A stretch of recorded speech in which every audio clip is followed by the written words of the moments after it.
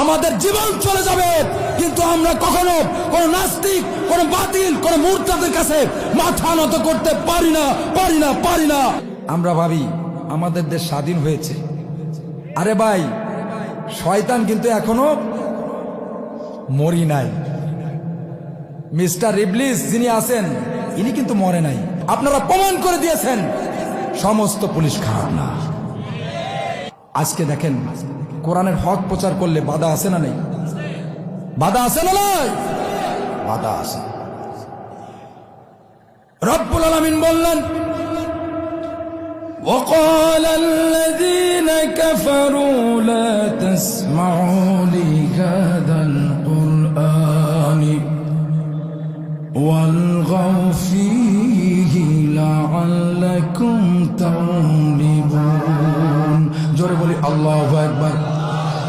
সূরা হামিম সেজদা 24 নম্বর পারার 18 নম্বর পৃষ্ঠার 10 নম্বর লাইনের 4 নম্বর উপর 26 নম্বর আয়াত। এটা তাফসিরে ইবনে কাসির, তাফসিরে তাফহিমুল কোরআন, তাফসিরে নূরুল কোরআন, তাফসিরে আনোয়ারুল কোরআন, তাফসিরে খাজান, তাফসিরে তাবারি এই আয়াতের ব্যাপারে প্রত্যেকটা মুফাসসিরগণ একমত পোষণ করেছেন।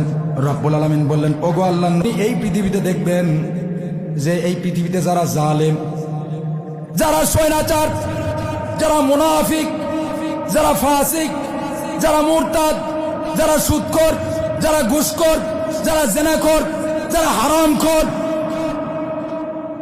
ওগো আল্লাহর নবী, আপনি তাদের স্বভাব এবং চরিত্র দেখবেন যে তারা বলবে এই পৃথিবীর সমস্ত কিছু চলবে, কিন্তু আল্লাহর জমিনে আল্লাহর কোরআন শুনতে দেয়া যাবে না, চলতে দেয়া যাবে না। কথা বলেন ঠিক কিনা? এই ষড়যন্ত্র হচ্ছে কি হচ্ছে না?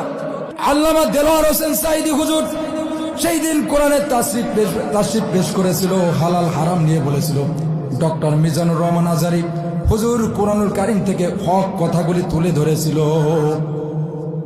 কিন্তু সেদিন আমরা এই কথাগুলিকে রাজনৈতিক তকমা লাগিয়ে, সাম্প্রদায়িক উস্কানিমূলক ইস্যু ধরে এই কথাগুলিকে রাজনৈতিক তকমা লাগিয়ে সাথে সাথে আমরা মাহফিল বন্ধ করে দিয়েছিলাম এবং ওই সমস্ত লোকদেরকে মিথ্যা মামলার মাধ্যমে গভীর অন্ধকার কারাগারে রাখার ব্যবস্থা করে দিয়েছিলাম। সেদিন আমরা তাদের হককে নষ্ট করেছিলাম। তখন ফেরেশতারা বলবে, ওরে বেঈমান, ওরে নাস্তিক, তোমরা তোমাদের হক, তাদের হক নষ্ট করো নাই, তোমরা তোমাদের নিজেদের হককে নষ্ট করেছ।